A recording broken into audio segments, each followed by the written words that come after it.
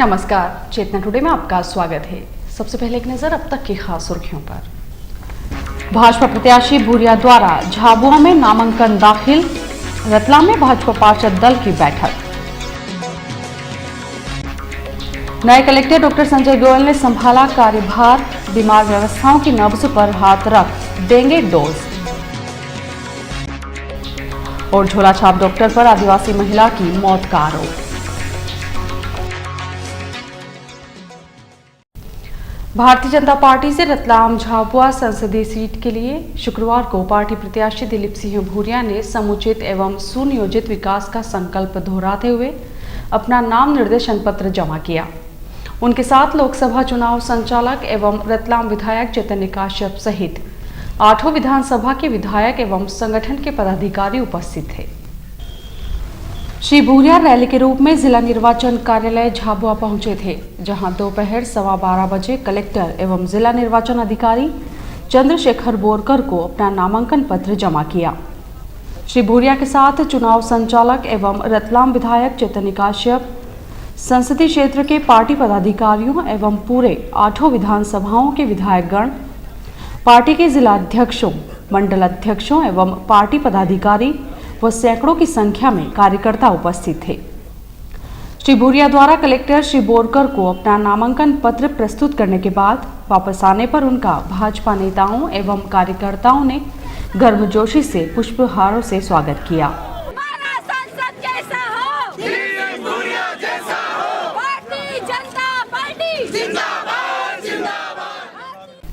इस अवसर पर दिलीप सिंह भूरिया ने मीडिया से चर्चा में कहा कि जनता का पूरा विश्वास एवं समर्थन भाजपा के साथ है और इन चुनावों को राष्ट्रीय मुद्दों पर लड़ा जाएगा। ऐसा है कि ये राष्ट्रीय मामला है, देश की जनता परिवर्तन चाह रही और इसलिए पूरी लहर चल रही नरेंद्र मोदी की। आपके नरेंद्र मोदी की सरकार बनेगी, भारतीय जनता पार्टी की सरकार बनेगी, नरेंद्र मोदी प्रधानमंत्री बनेगा, ये लहर है। कांग्रेस द्वारा आदिवासी और गैर आदिवासी का मुद्दा उछाले जाने पर उन्होंने कहा कि कांग्रेस के पास अब कोई मुद्दा बचा नहीं, यही मुद्दा बचा है। आदिवासी और गैर आदिवासी को लड़ा और वोट ले ले तो उसमें सफल नहीं होगा, न ये कांतिलाल भूरिया सफल होगा न कांग्रेस सफल होगा। संसदीय क्षेत्र को अगर जीतने के बाद सौगात अगर पहली देना चाहेंगे तो क्या रहेगा? सबसे पहली सौगात ये देंगे कि मनमोहन सिंह रेलवे लाइन शुरू कर गया था 2008 में और 2011 में चालू होने वाली थी और सबसे पहले कांतिलाल भूरिया बैठ के जाने वाला था, तो अब वो तो बैठ के जाएगा नहीं, तो सबसे पहले वो रेलवे लाइन शुरू करेंगे। और टारगेट क्या रहेगा उसका? टारगेट तो आप गवर्नमेंट में जाएंगे तभी पता लगेगा, अभी मैं कैसे बता सकता हूँ। राजू युवा वाला युवा बोल युवा मतलब एक जो इंदौर अहमदाबाद रोड है, अभी भी हम लोग इधर बदनावर पंडनगर इधर घूम के जाते हैं, वो नेशनल हाईवे रोड है। तो यूपीए सरकार ने कुछ किया नहीं, कांतिलाल भूरिया ने, वो हम भी करा। और बहुत सारे ऐसे काम है, बिजली के, सिंचाई के, तालाब के, नौजवानों को यहाँ रोजगार कैसे मिले। हमारे उद्योगपति आदरणीय चेतन जी, इनका मार्गदर्शन में हम उद्योग डेवलप कर लोगों को रोजगार। बहुत बढ़िया। जिले की मौजूदा प्रशासनिक व्यवस्थाओं में टॉप टू बॉटम सुधार के लिए नवागत कलेक्टर डॉक्टर संजय गोयल को शुरू दिन ही चुनौतियों का चक्रव्यूह साफ नजर आया। पत्रकार वार्ता में उन्होंने सुनी सबकी, लेकिन स्पष्ट जवाब देने की जगह मुस्कान बिखेर कर कई चेहरों की हवाइयां उड़ा दी। कलेक्टर आचार संहिता के चलते कई विवादास्पद मुद्दों पर बगैर कुछ बोले ही बहुत कुछ कह गए। उन्होंने संकेत दिए कि कलेक्टर होने के साथ डॉक्टर होने के नाते वे प्रशासन की नब्ज पर हाथ रखते हुए व्यवस्थाओं में सुधार का पर्याप्त डोज देंगे। नवागत कलेक्टर डॉक्टर संजय गोयल ने शुक्रवार सुबह कार्यभार संभाल लिया। यहां स्थानांतरित जिलाधीश राजू दुबे भी उपस्थित थे। जिले के वरिष्ठ प्रशासनिक अधिकारियों ने उनका यहां स्वागत किया। डॉक्टर गोयल रतलाम में सीईओ, जिला पंचायत के अलावा नीमच, सीहोर और अशोकनगर जिलों में कलेक्टर भी रह चुके हैं। वे उत्तरांचल त्रासदी के दौरान अपर आयुक्त पुनर्वास के रूप में भी काम कर चुके हैं। डॉक्टर गोयल ने स्वास्थ्य विभाग में उप सचिव तथा संचालक का पदभार भी संभाला और अब वे रतलाम जिले के कलेक्टर के रूप में अपनी नई पारी की शुरुआत कर रहे हैं। कार्यभार संभालने के तुरंत बाद उन्होंने मीडिया से चर्चा में कहा, प्रथम प्राथमिकता दो, क्योंकि चुनाव का समय है, पहली प्राथमिकता वही है और बाकी हम रिव्यू के बाद जो प्राथमिकता है मुख्यतः मुझे लगता है कि रतलाम जिले में जिस स्पीड से विकास की संभावनाएं हैं और हो सकती हैं, होनी चाहिए, तो उसमें हम ज़रूर कोशिश करेंगे कहाँ हम और बेहतर प्रयास कर सकते हैं उसमें करने में। तो उनको आइडेंटिफाई करके उसमें जो भी मुश्किलें आ रही हैं उनको दूर करने का प्रयास करेंगे ताकि प्रगति की राह पे, विकास की राह पे हमारा रतलाम जिला आगे बढ़ पाए। रोड्स की स्थिति सुधरी है काफ़ी और इंडस्ट्री एरिया में भी शायद कुछ डेवलपमेंट हुआ है, DMIC आने के बाद भी कुछ चेंजेस हुए हैं, बट डेफिनेटली एडमिनिस्ट्रेशन का काम है कि जहाँ तक उन प्रयासों में जो शासन स्तर से हो रही हैं उनमें कोई यहाँ के स्तर से कोई अड़चन आ रही है जो कोऑर्डिनेशन में कमी हो या और हो, हमारा पहला प्रयास तो शासन की प्राथमिकताओं को समय पर लागू कराना रहता है। स्वास्थ्य सेवाओं के साथ सरकारी अस्पताल में बीमार व्यवस्थाओं से जुड़े प्रश्न पर उन्होंने कहा, बच्चों का डॉक्टर की हमारी स्वास्थ्य में रुचि रहती है क्योंकि गरीब आदमी जो है सबसे ज़्यादा जो कर्ज में डूबता है वो एक तो अपना शादी वगैरह ब्याह वगैरह के कारण, और दूसरा मेन जो जब बीमार पड़ता है तो तब उसको कर्ज लेना पड़ता है, तब वो ऐसे बोझ में आ जाता है कि वो दोबारा उठ नहीं पाता। तो उसमें प्राथमिकता रहती है कि सभी गरीबों को और जिनको ज़रूरत है वो पूरा इलाज उनको मुफ्त मिल पाए, सब कुछ उनके कोई बोझ ना आए, तो प्राथमिकता में भी प्रयास रहेगा।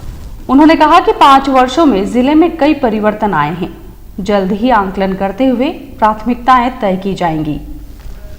शाम को पत्रकार वार्ता में उन्होंने शहर में मेडिकल कॉलेज की स्थापना, निष्पक्ष एवं पारदर्शी प्रशासनिक व्यवस्थाएं, भ्रामक चुनाव प्रचार प्रसार पर रोक, 100% मतदान, नोटा का प्रचार प्रसार, निजी स्कूल संचालकों द्वारा अभिभावकों का शोषण, DMIC योजना, अस्पतालों में निःशुल्क उपचार एवं दवाइयां उपलब्ध करवाना, बांसवाड़ा डूंगरपुर रेल लाइन परियोजना सहित अन्य विषयों पर चर्चा की।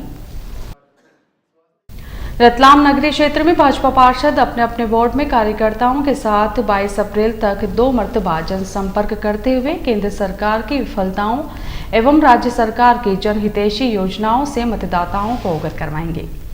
केंद्र में नरेंद्र मोदी को प्रधानमंत्री बनाने के लिए रतलाम संसदीय क्षेत्र से भाजपा प्रत्याशी दिलीप सिंह भूरिया को विजयी बनाने के लिए भाजपा पार्षद संकल्पित हैं। गुरुवार को रतलाम शहर विधायक एवं लोकसभा चुनाव संचालक चैतन्य काश्यप की मुख्य उपस्थिति में भाजपा पार्षद दल एवं एल्डरमैन की बैठक में उपरोक्त निर्णय लिया गया। बैठक में महापौर शैलेंद्र डागा एवं जिला अध्यक्ष बजरंग पुरोहित उपस्थित थे। श्री काश्यप ने भाजपा पार्षदों से चर्चा करते हुए लोकसभा चुनाव के संबंध में उनकी महत्वपूर्ण भूमिका पर प्रकाश डाला। श्री काश्यप ने कहा कि प्रत्येक वार्ड के पार्षद अपने क्षेत्र की जनता से सीधे सरोकार रखते हैं। पार्षद राज्य एवं नगर सरकार द्वारा किए गए विकास कार्यों को मतदाताओं तक पहुंचाए।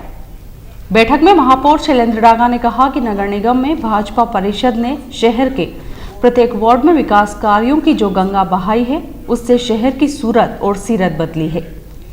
अब यह पार्षदों की जिम्मेदारी है कि वह नागरिकों को विकास कार्यों से रूबरू करवाते हुए भाजपा के पक्ष में मतदान करवाएं। जिला अध्यक्ष बजरंग पुरोहित ने कहा कि देश के आज जो हालात बने हैं उसके लिए केंद्र की यूपीए सरकार प्रत्यक्ष रूप से जिम्मेदार है।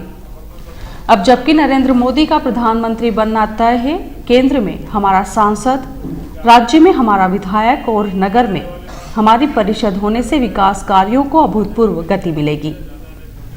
इस मौके पर उपस्थित भाजपा पार्षद एवं एल्डरमैन ने भी विचार रखे। बैठक का संचालन रतलाम शहर विधानसभा चुनाव प्रभारी जिला उपाध्यक्ष अशोक चौटाला ने करते हुए यह जानकारी दी। एक आदिवासी महिला का झोला छाप डॉक्टर द्वारा लापरवाही पूर्वक उपचार किए जाने से उसकी मौत हो गई। यह आरोप महिला के परिजनों ने लगाते हुए चिकित्सक के खिलाफ कार्रवाई की मांग की है। जिला चिकित्सालय में सैलाना तहसील के ग्राम आंबा निवासी जीवनी पति गंगाराम 50 वर्षीय की उपचार के दौरान 4 अप्रैल को मृत्यु हो गई। उसके पति गंगाराम ने बताया कि 3 माह पूर्व बुखार आने पर उसे ग्राम आंबा में डॉक्टर BC बोराना को दिखाया गया था। इंजेक्शन लगाने के बाद वह पक गया और तबीयत बिगड़ती गई। जब उसकी हालत चिंताजनक हो गई तो उसे जिला चिकित्सालय रतलाम भेज दिया गया। यहाँ वह 1 से 4 अप्रैल तक भर्ती रही, जिसकी शुक्रवार को मौत हो गई। गंगाराम ने बताया कि गांव में और भी कई लोगों का डॉक्टर द्वारा पूर्व में लापरवाही पूर्वक इलाज किया गया है। लेकिन उसके खिलाफ कोई कार्रवाई नहीं हुई। महिला का पोस्टमार्टम कर परिजनों को शव सौंप दिया गया। इसी घटना को लेकर अखिल भारतीय आदिवासी एकता परिषद ने कलेक्टर और मुख्यमंत्री के नाम संबोधित ज्ञापन सौंप झोला छाप डॉक्टरों के खिलाफ कार्रवाई की मांग की है। सीएमएचओ डॉक्टर पुष्पेंद्र शर्मा ने बताया कि जिले में जितने भी नीम हकीम इलाज के नाम पर लोगों के जीवन से खिलवाड़ कर रहे हैं, उनके खिलाफ सख्त कार्रवाई की जाएगी। स्वामी श्री गोविंद देव गिरी जी महाराज ने कहा है कि नीच व्यक्तियों की संगत में रहकर अच्छा व्यक्ति भी भ्रष्ट हो जाता है, जिसका उदाहरण कैकेयी है। देश की सब माताओं को अपने बच्चों को सुमित्रा माता की तरह शिक्षा देनी चाहिए तथा नागरिकों को राम रक्षा स्तोत्र का प्रतिदिन वाचन करना चाहिए। अयोध्या धाम राजपूत बोर्डिंग में समन्वय परिवार द्वारा आयोजित वाल्मीकि राम कथा के दौरान स्वामी गोविंद देव गिरी महाराज ने कहा कि रामायण में भरत जी का चरित्र महान है। उन्होंने कथा महोत्सव के दौरान भगवान श्री राम के व्यक्तित्व एवं कृतित्व पर विस्तार से प्रकाश डाला। राम कथा के विभिन्न प्रसंगों का उन्होंने मार्मिक वर्णन किया। इन अद्भुत शब्दों में भगवान सुखदेव जी महाराज ने श्रीमद् भागवत में भगवान श्री राम की वंदना की। स्वर्ग के देवताओं के राजा इंद्र को भी जिस संपत्ति को देख करके लार छुटावे, इतनी संपत्ति के ऊपर अपना अधिकार होने पर भी उस अधिकार को तिलांजलि देकर के भगवान, ये भारत के जीवन आदर्श है। कथा प्रारंभ होने से पूर्व लक्ष्मी नारायण सोलंकी, श्रीमती प्रतिष्ठा, श्रीमती रूपाली, रजनी चौबे, जगदीश शर्मा, सुधीर देवड़ा ने स्वामी जी का स्वागत किया। शिक्षिका रेखा व रूपाली ने संस्कृत में भजन प्रस्तुत किया। कथा के अंत में रामायण जी की आरती कर प्रसादी वितरित की गई। कालिका माता स्थित पशु चिकित्सालय परिसर में शुक्रवार दोपहर अचानक आग लग गई। यदि दमकल विभाग समय पर पहुंचकर आग नहीं बुझाता तो बड़ा हादसा। पिछले दिनों कालिका माता प्रांगण में एक झूला व्यवसायी ने अपने यहां से निकली अनुपयोगी सामग्री को पशु चिकित्सालय परिसर में फेंक दिया था। इसी सामग्री में अचानक आग लग गई। देखते ही देखते आग विकराल रूप लेने लगी। दमकल विभाग को सूचना दिए जाने के बाद फायर लॉरी ने आग को काबू में किया। यदि समय रहते आग नहीं बुझाई जाती तो समीप ही पशु चिकित्सालय के खराब वाहन खड़े थे जिनमें आग लग सकती थी। विभागीय कर्मचारी ने बताया कि झूला व्यवसायी द्वारा अनुपयोगी सामग्री अस्पताल परिसर में अतिक्रमण करते हुए रखी गई है, जिसके कारण आग लगी। फायरमैन यकीनुद्दीन ने बताया कि आग को काबू करने में एक फायर लॉरी उपयोग में आई। तोपखाना स्थित भारतीय स्टेट बैंक की शाखा में आपात स्थिति की सूचना देने वाला सायरन शुक्रवार दोपहर करीब 1 बजे अचानक बज उठा। सायरन के बजते ही बैंक के बाहर अफरा तफरी मच गई और लोग इकट्ठे हो गए। तकनीकी त्रुटि से सायरन बजने के कारण बैंक के कर्मचारी उसे बंद करने के लिए इधर उधर चाबी तलाशते रहे, लेकिन इसी बीच सायरन बजना अचानक बंद हो गया, जिससे सभी ने राहत की सांस ली। निगम आयुक्त सोमनाथ झारिया ने संपत्ति कर, राजस्व व जलकर की वसूली समीक्षा में जलकर की वसूली संतोषप्रद नहीं होने पर अप्रसन्नता व्यक्त की। निर्देशित किया कि अब जब तक लक्ष्य के अनुरूप वसूली नहीं होती है तब तक जल प्रदाय वसूली काउंटर का समय सुबह 9 बजे से शाम 6 बजे तक रखा जाए। साथ ही कम वसूली करने वाले कर्मचारियों को नोटिस भी जारी किया जाए। शुक्रवार को गठित वसूली दल द्वारा कसारा बाजार, चांदी चौक, त्रिपुलिया गेट, बैंक कॉलोनी, लोकेंद्र भवन, दोबत्ती, शास्त्री नगर, गांधीनगर, इंदिरा नगर, जवाहर नगर आदि क्षेत्रों में बकाया राशि वसूली की मुहिम चलाई गई, जिसके तहत 18 बकायादारों के मौके पर ही नल कनेक्शनों को विच्छेद किया गया। साथ ही निगम को जलकर से 6,03,815 रुपए की आय प्राप्त हुई। रेलवे स्टेशन पर भारी अव्यवस्थाओं और लापरवाही के कारण जन आहार कैंटीन का हाजमा गड़बड़ा गया है। देखिए किस तरह।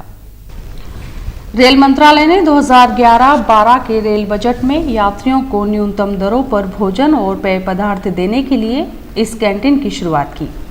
रतलाम स्टेशन पर जुलाई में कैंटीन आरंभ होने के कुछ माह बाद से ही कमियों का शिकार रहा है। शुरुआती माहों में ही यहाँ तैयार होने वाले भोजन की मात्रा कम हो गई तो बाद में चाय कॉफी की मशीन खराब होती रही। पिछले 3 महीने में कई यात्री कैंटीन पर रखी शिकायत पुस्तिका में कैंटीन की खामियों की शिकायत दर्ज कर चुके हैं। समस्या घटने के बजाय बढ़ती जा रही है। गर्मी शुरू होती ही कैंटीन पर रखा कूलेंट खराब हो गया है। उसे सुधरवाने का काम लंबी प्रक्रिया में उलझा है।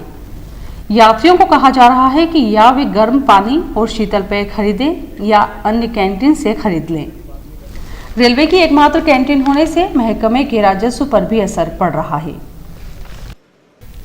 और आइए देखते हैं अंत में सुर्खियां एक बार फिर।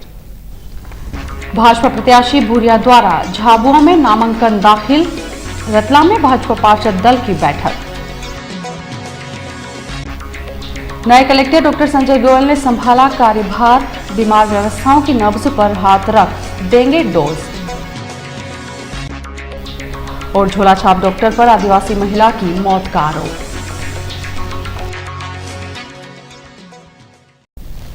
चेतना टुडे में आज बस इतना ही। हम फिर उपस्थित होंगे नई हलचल के साथ। तब तक के लिए नमस्कार।